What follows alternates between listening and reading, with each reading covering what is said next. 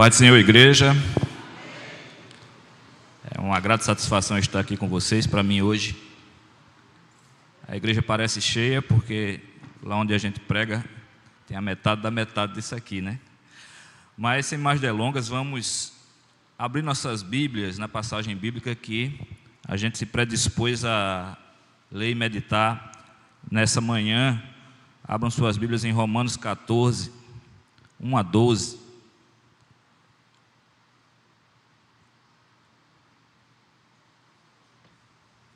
Amém? Todos encontraram? Romanos 14, 1 a 12. Eu vou ler na versão Almeida Revista e Atualizada. Diz assim a palavra do Senhor: acolhei ao que é débil na fé, não porém para discutir opiniões. Um crê que de tudo pode comer, mas o débil come legumes. Quem come não despreze o que não come, e o que não come não julgue o que come, porque Deus o acolheu. Quem és tu que julgas o servo alheio? Para o seu próprio Senhor está em pé ou cai, mas estará em pé porque o Senhor é poderoso para o suster. Um faz diferença entre dia e dia, outro julga iguais todos os dias. Cada um tem opinião bem definida em sua própria mente. Quem distingue entre dia e dia para o Senhor o faz, e quem come para o Senhor come, porque dá graças a Deus. E quem não come para o Senhor não come, e dá graças a Deus. Porque nenhum de nós vive para si mesmo, nem morre para si. Porque se vivemos para o Senhor vivemos, se morremos para o Senhor morremos. Quer pois vivamos ou morramos, somos do Senhor. Foi precisamente para esse fim que Cristo morreu e ressurgiu, para ser Senhor tanto de mortos como de vivos. Tu, porém, por que julgas teu irmão? E tu, por que desprezas o teu? Pois todos compareceremos perante o tribunal de Deus, como está escrito: por minha vida, diz o Senhor, diante de mim se dobrará todo joelho, e toda língua dará louvores a Deus. Assim, pois, cada um de nós dará contas de si mesmo a Deus. Amém? Vamos manter nossas Bíblias abertas nessa passagem. Vou fazer uma breve oração e vamos começar a explanação. Senhor nosso Deus, graças te damos, ó Pai, pelo acesso à Tua Palavra. Graças te damos, Senhor, por termos Tua Palavra inteiramente traduzida em nosso idioma. Nós queremos te pedir a orientação do Teu Santo Espírito para que a gente dela extraia o conhecimento que precisamos aplicar em nossas vidas, somente para ficarmos mais parecidos com Cristo. Nos ajude a não nos ensoberbecermos com esse conhecimento, nem deixarmos ele inoperante em nós. Grato por tudo, é assim que eu te oro, te peço, te agradeço no nome santo e bendito de Jesus. E a igreja diz amém. Queridos, a carta de Paulo aos Romanos, escrita para a igreja estabelecida lá em Roma, trata de assuntos que são bastante atuais, não é? Esse texto aqui começa em 14:1 e se estende até 15:13, fala a respeito de relacionamento entre irmãos na fé. Relacionamento entre irmãos na fé que pensam de maneira diferente, porque nós somos diferentes, mas há aquilo que nos une, que é Cristo.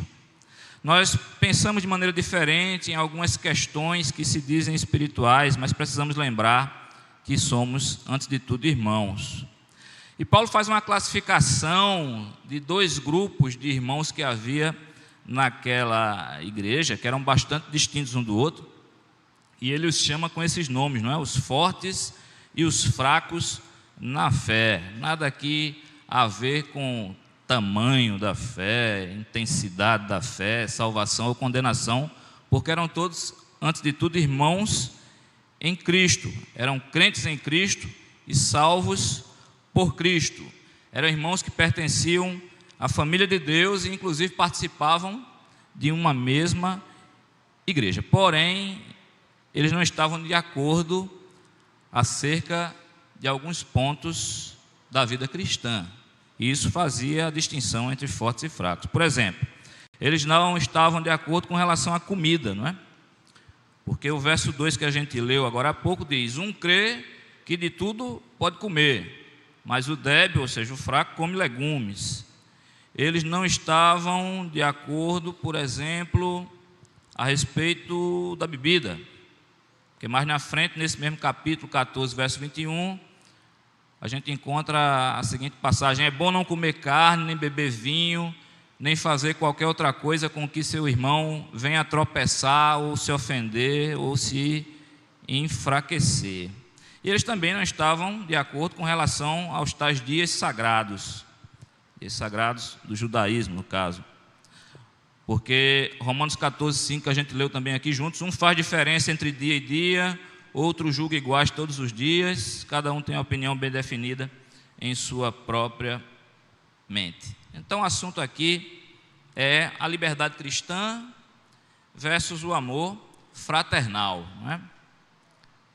Com respeito à liberdade cristã, a gente deve perceber três coisas, três aspectos que atingem essa liberdade. Há coisas que são morais, há coisas que são imorais e há coisas que são amorais.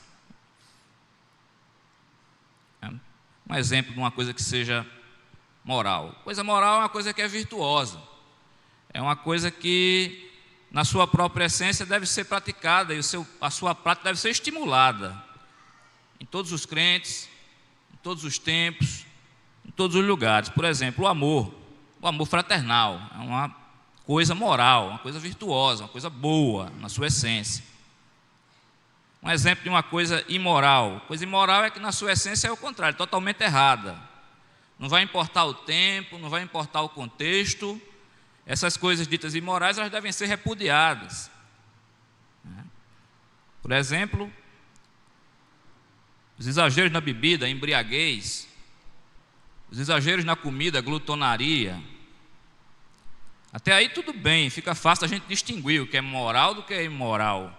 O problema é quando a gente chega diante de uma coisa que é amoral. Aparentemente ela é neutra. Então o que é amoral, dependendo da situação, pode se tornar inconveniente, pode se tornar até escandaloso. Por exemplo, nos dias de Paulo, ele deixou isso plasmado aqui, no verso 14, essa questão de comer carne e beber vinho, né? Veja só, Romanos 14, verso 15: se por causa de comida teu irmão se entristece, já não andas segundo o amor fraternal. Por causa da tua comida não faças perecer aquele a favor de quem Cristo morreu. Então, Paulo está aqui diante de uma coisa que aparentemente, a princípio, não seria moral ou imoral, mas ele coloca uma medida aqui, para a gente saber como é que a gente deve dispor a respeito dessa coisa, né? E a medida é o amor fraternal. Porque o drama que estava acontecendo ali era o seguinte: os crentes ditos fortes, eles comiam carne, eles bebiam vinho, sem nenhum drama na consciência, sem nenhum peso na consciência por fazer isso. Já os crentes fracos daquela época, eles não apenas se afastavam desse hábito de comer carne e de beber vinho, mas eles se escandalizavam quando os crentes que diziam que eram fortes faziam isso. E agora, como é que a gente faz para não dividir essa igreja, não é? Que as opiniões começam a se radicalizar. E Paulo aponta aqui a saída para esse dilema, não é?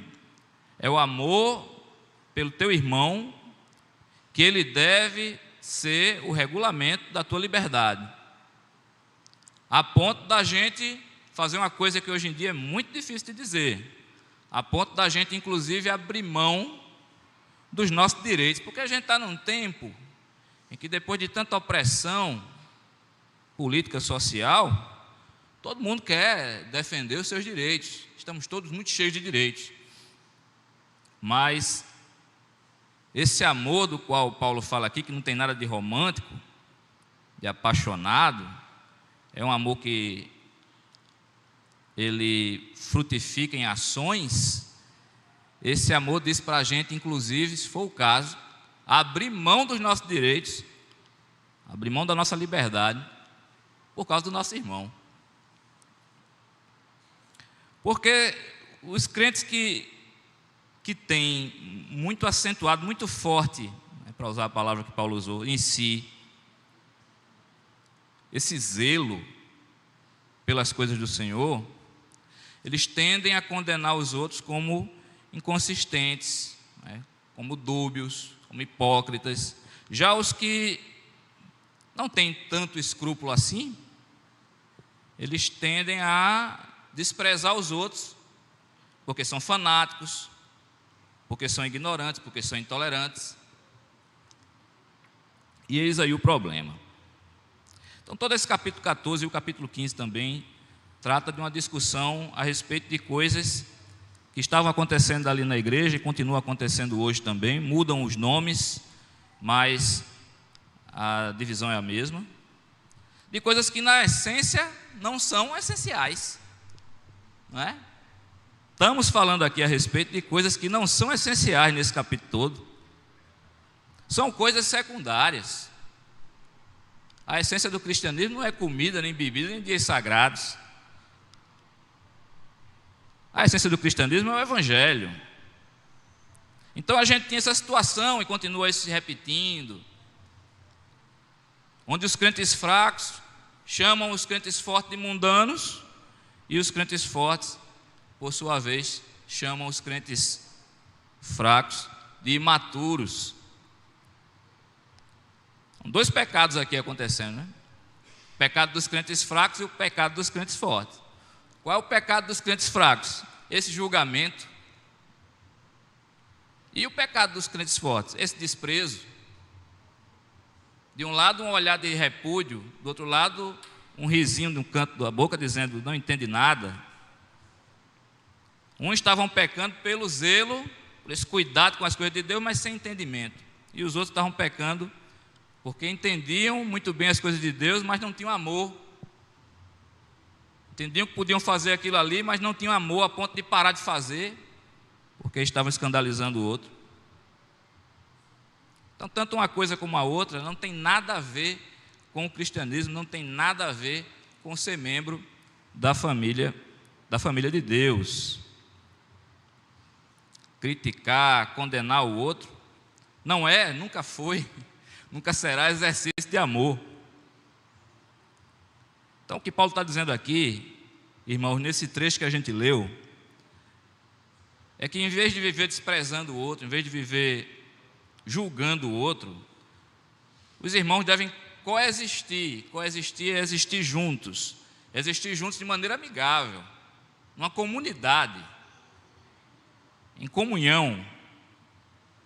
E isso não é coisa que só se aplicava à igreja de Roma, porque a gente sabe muito bem que ainda hoje a gente tem essa necessidade desse discernimento espiritual.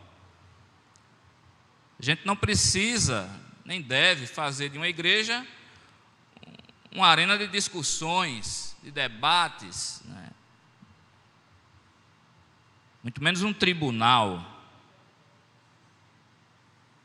A gente deve acolher o outro, e nesse acolhimento a gente deve incluir, inclusive, o respeito à opinião do outro. Porque senão a gente tende a ficar discutindo e não chegar a conclusão nenhuma. E discutindo sobre coisa periférica, sobre coisa secundária. Discutindo sobre uso, sobre costumes, ao invés de debater o evangelho. Agora, Paulo tinha uma posição nessa discussão toda, porque ele se posicionava entre os crentes fortes.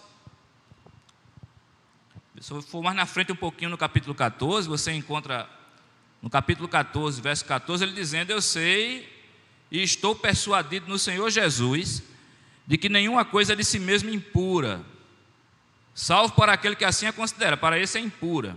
Não é? Isso então denota que ele está se classificando aqui entre os fortes.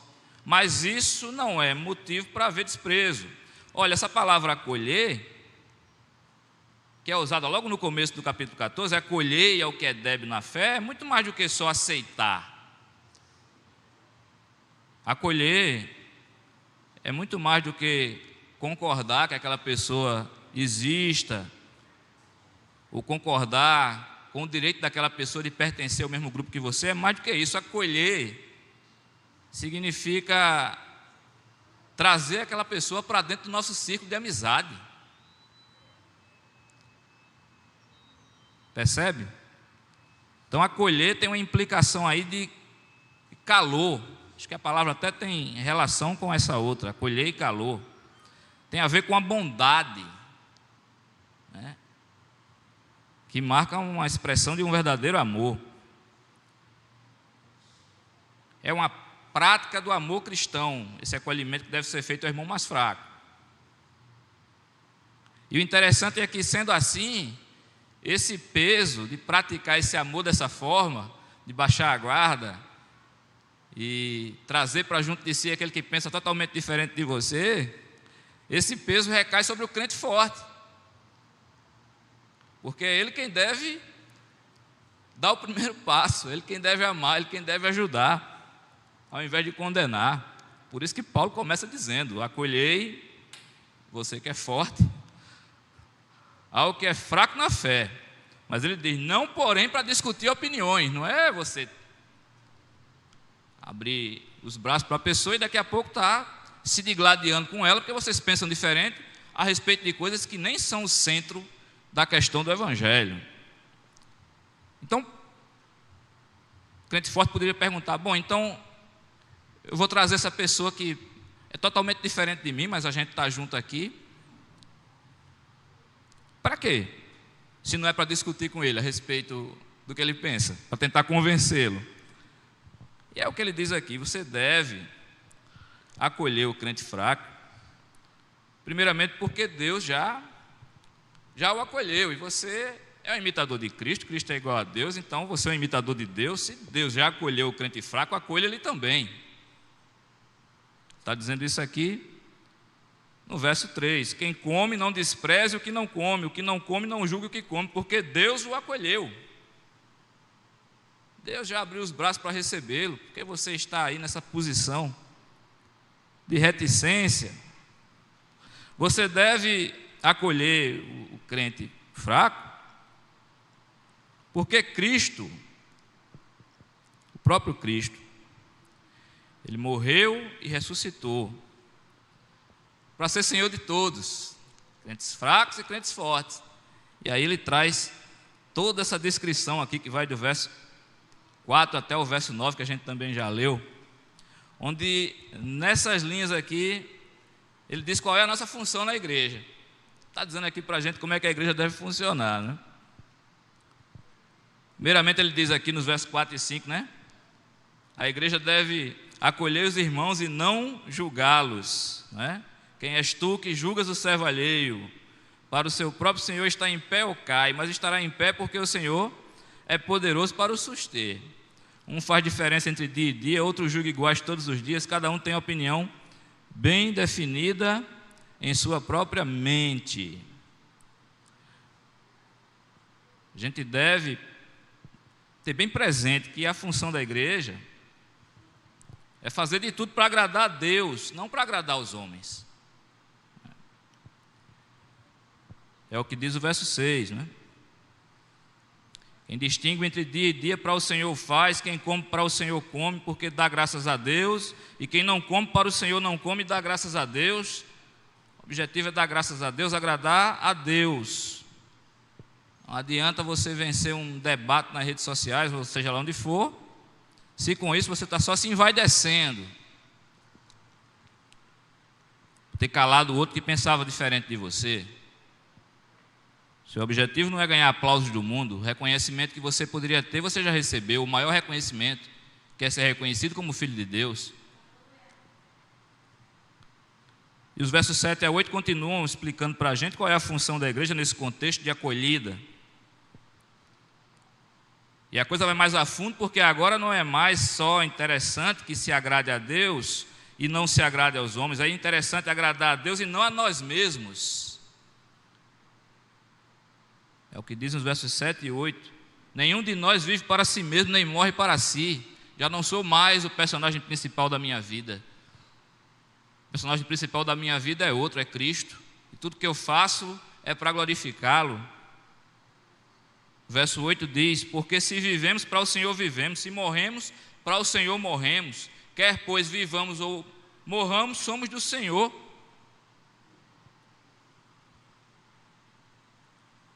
E por isso, por sermos do Senhor, a gente deve ter bem presente também que nós vivemos debaixo do senhorio de Cristo. Se nós somos dele, ele é nosso Senhor. O verso 9 reforça e diz: foi precisamente para esse fim que Cristo morreu e ressurgiu, para ser Senhor tanto de mortos como de vivos. Mas aí a coisa continua, né? Por que os crentes fortes devem acolher os crentes fracos, se não for para discutir com eles e tentar convencê-los? O verso 10 diz: porque tanto uns quanto outros são irmãos uns dos outros. Começo do verso 10 aí, 14 e 10. Tu, porém, por que julgas teu irmão? Teu irmão. E tu, por que desprezas o teu irmão? Ele arremata, lembrando a gente que quem somos nós para julgar, se todos vamos comparecer perante o juiz de juízes, no tribunal de Deus.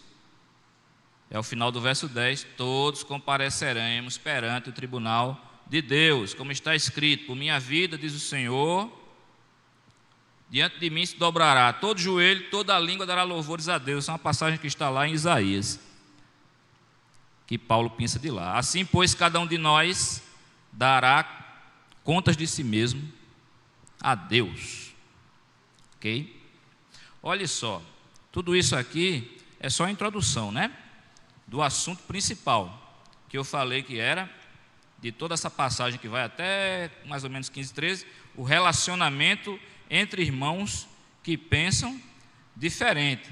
Porque se você tiver disposição, e peça a Deus que tenha, de ler o restante do capítulo 14, aqui vão estar instruções importantíssimas para a igreja de Roma e para a nossa, a respeito então de como amar o seu irmão.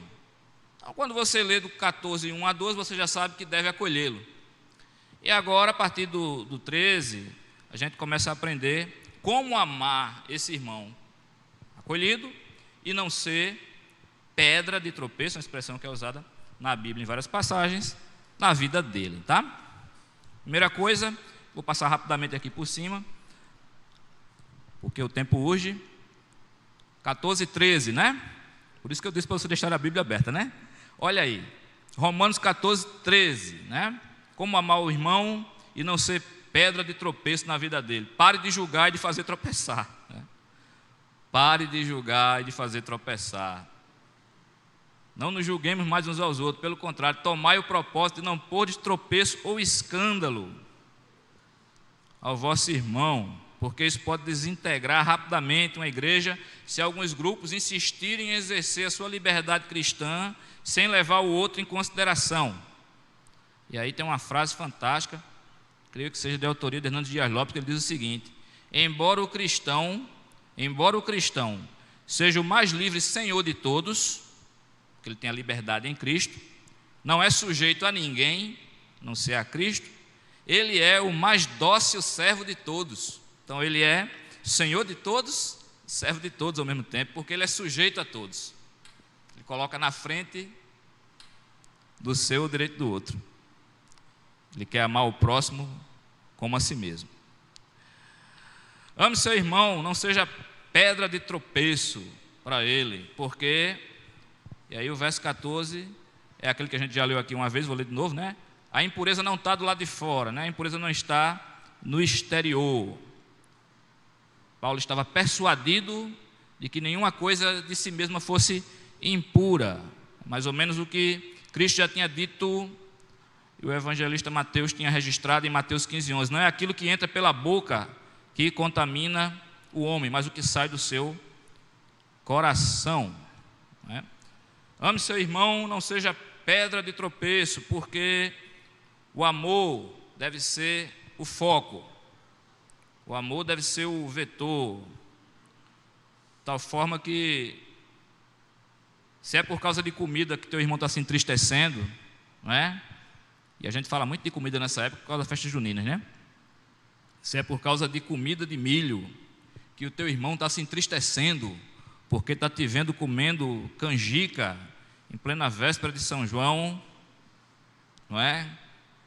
e você está fazendo pouco caso disso, você já não está andando segundo o amor, tá? Por causa dessa sua comida, que você pode comer em qualquer época do ano, você não faça perecer aquele a favor de quem Cristo morreu, não é? Verso 15, né? Pois é. Se Cristo amou aquele irmãozinho, né, que está torcendo o nariz para você se deliciando com aquela pamonha, se Cristo amou aquele irmão a ponto de morrer por ele, por que é que você não pode amar o seu irmão a ponto de se controlar e abrir mão desse seu direito? Cristo sacrificou seu bem-estar por aquele irmão. E por que a gente não pode sacrificar o da gente? É essa a questão, né? Ame seu irmão e não seja pedra de tropeço, porque você deve buscar as coisas mais importantes, as primeiras coisas, né? Versos 16 a 18. Não seja, pois, vituperado o vosso bem, porque o reino de Deus não é comida nem bebida, mas justiça e paz e alegria no Espírito Santo. Aquele que deste modo serve a Cristo é agradável a Deus, aprovado pelos homens. Que coisa mais maravilhosa eu posso ter na minha vida do que ser agradável a Deus. A minha oração suba como um aroma suave, ao invés de me agradar com a minha dieta, né, com os meus costumes. Quando o crente que é fraco, ele acha que se evitar algum tipo de comida, ele vai se tornar mais aceitável a Deus. Ele está cometendo um equívoco terrível, porque era assim que pensavam os fariseus, por exemplo, né? Com aquele legalismo todo, não toque nisso, não faça aquilo. Por outro lado, se é o crente forte que ele fica insistindo em usar a liberdade dele para comer o que quiser, fazer o que quiser, porque ele já é livre em Cristo, e bota isso nas redes sociais hoje em dia, meu Deus do céu. E o crente fraco olha aquilo e fica encabulado, e o crente forte não está nem aí. Está o crente forte incorrendo também numa falha. Está incorrendo numa falha porque está colocando a comida, ou seja lá o que ele está botando lá, para ser visto. Uma importância tamanha que ele está colocando o reino de Deus em escanteio. O amor de Cristo está indo lá para o segundo, terceiro, quarto escalão da vida dele. Os dois estão errados.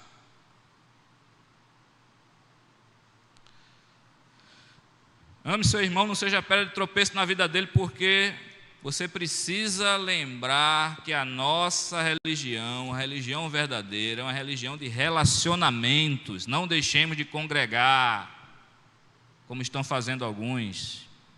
Sendo uma religião verdadeira, genuína, que adora o único Deus vivo e verdadeiro, que está baseada nessa comunhão, nesse relacionamento. Então, se nós estamos nos relacionando, a gente deve buscar se edificar, por exemplo, uns aos outros, né? Versos 19 e 20. Assim também, pois, seguimos as coisas da paz e também as da edificação de uns para com os outros. Edificação, não destruição. E na sequência, Paulo usa também a palavra destruição, né? Não destruas a obra de Deus por causa da comida. Edifique, não destrua. Todas as coisas, na verdade, são limpas, mas é mal para o homem o comer com escândalo. Devemos buscar a paz e a edificação de uns para com os outros, não a destruição.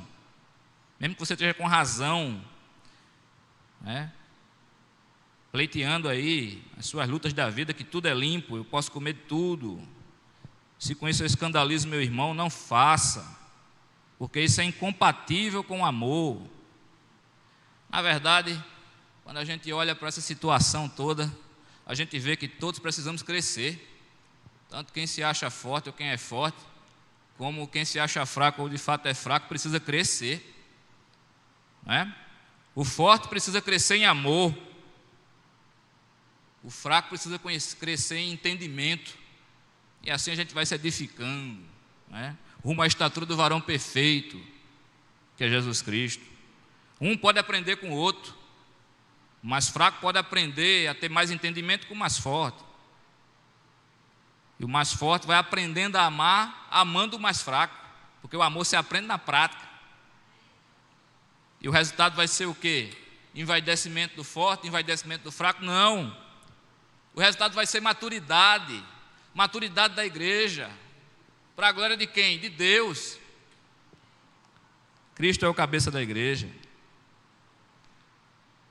Mas não é que você, para poder amar o seu irmão e não ser pedra de tropeço, você vai ter que abrir mão dos seus privilégios?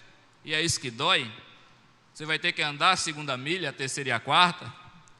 Não é? Verso 21, né? A gente já leu aqui. É bom não comer carne, nem beber vinho, nem fazer qualquer outra coisa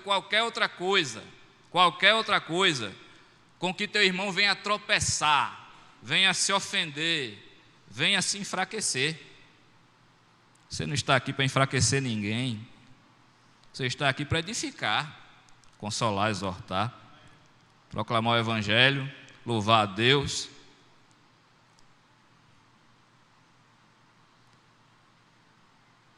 Há outra passagem também lá em 1 Coríntios que fala a respeito disso. 1 Coríntios 8,13 fala a respeito disso. 1 Coríntios 8,13 diz assim: se a comida serve de escândalo a meu irmão, veja só, nunca mais comerei carne, para que não venha escandalizá-lo. Isso é totalmente, para usar uma palavra que está muito em moda, contracultural, né? Nossa cultura é a gente manter a nossa realidade individual até as últimas, né? Esse materialismo, esse individualismo, mas aqui é o contrário, né? Se é a comida que eu gosto servir de escândalo para o meu irmão, de tropeço para o meu irmão, de ofensa para o meu irmão, eu nunca mais vou comer esse tipo de comida. Pensou? E aí Paulo conclui aqui o capítulo 14, olha só, a gente andou pelo capítulo 14 todo. Deu tempo, né? Ele conclui dizendo assim: olhe, mas depois de tudo isso, para você amar o seu irmão, e para você não ser uma pedra de tropeço para ele, não seja contraditório, não seja um homem de ânimo dobre, não é? Não seja dúbio no seu agir. É o que ele diz aqui nos versos 22 e 23, né? Olha só, 14, 22 e 23. A fé que tens, tenha para ti mesmo perante Deus. Bem-aventurado é aquele que não se condena naquilo que aprova, mas aquele que tem dúvidas é condenado se comer, porque o que faz não provém de fé. E tudo que não provém de fé é pecado. Então Paulo aqui conclui o argumento dele fazendo essa distinção entre crer e agir, né? Acreditar e fazer, entre o que é a sua convicção pessoal, que você acredita no seu homem interior, no seu coração, e o que você faz em público, talvez para agradar os outros, né? O crente precisa ter essa consistência de ser um só, né? Tanto em casa, quanto na vizinhança, quanto na rua, quanto no trabalho, quanto na escola, por onde for. Ele não pode falar uma coisa e fazer outra, né? Aquele ditado popular não se aplica ao crente, né? Faça o que eu digo, mas não faça o que eu faço. Não.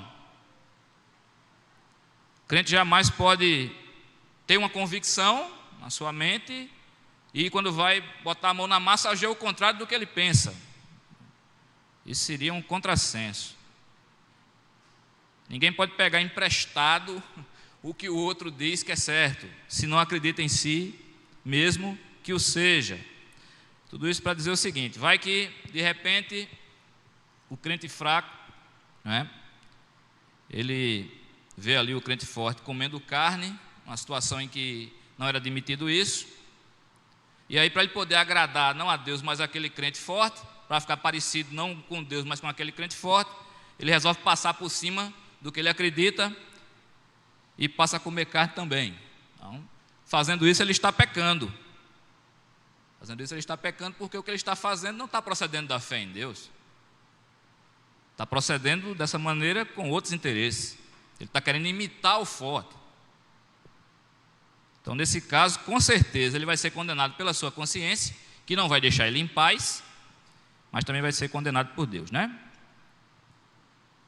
Então é por isso que Paulo conclui dizendo: tudo que não provém de fé é pecado, ok? Ou seja, tudo que não é feito de acordo com a vontade de Deus é pecaminoso. Se alguém estiver convencido de que alguma coisa é contrária à lei de Deus, eu estou convencido de que participar de festejo junino nessa época do ano é contrário à vontade de Deus, à lei de Deus, e apesar disso eu passo por cima dessa minha convicção e resolvo praticar isso, eu sou culpado diante de Deus por esse pecado, né? Porque eu estou fazendo isso não para agradar a Deus, mas para agradar os outros, para agradar o mundo, né? As pessoas que me cercam, amém? Queridos, são 11 horas, não é? Eu poderia falar muito mais ainda a respeito desse assunto, tá? Convido os irmãos em casa a meditarem também no capítulo 15 até o verso 13, e fala a respeito dessa imitação de Cristo, né? Que o crente deve fazer, que também está relacionado com esse assunto.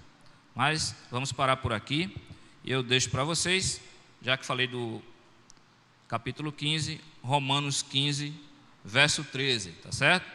E o Deus da esperança vos encha de todo gozo e paz no vosso crer, para que sejais ricos de esperança no poder do Espírito Santo. Amém? Vou fazer uma breve oração para nós encerrarmos. Senhor Deus, graças te damos, Senhor, mais uma vez pelo acesso à tua palavra. Graças te damos, Senhor, por esse conhecimento que estava aqui na Bíblia e pudemos expor nessa manhã. Nós pedimos que o Senhor nos dê intrepidez, oportunidade, nenhuma timidez para cumprir esse amor aos irmãos, Senhor. Que a gente possa passar por cima das nossas diferenças e focar nas nossas semelhanças. E a semelhança maior que nos une, inclusive, é essa busca da conformidade com Cristo. Que seja tudo para a tua honra e para a tua glória em nossas vidas. Recebe, Senhor, essa nossa oração com gratidão em nome de Jesus. Amém. Deus os abençoe, queridos.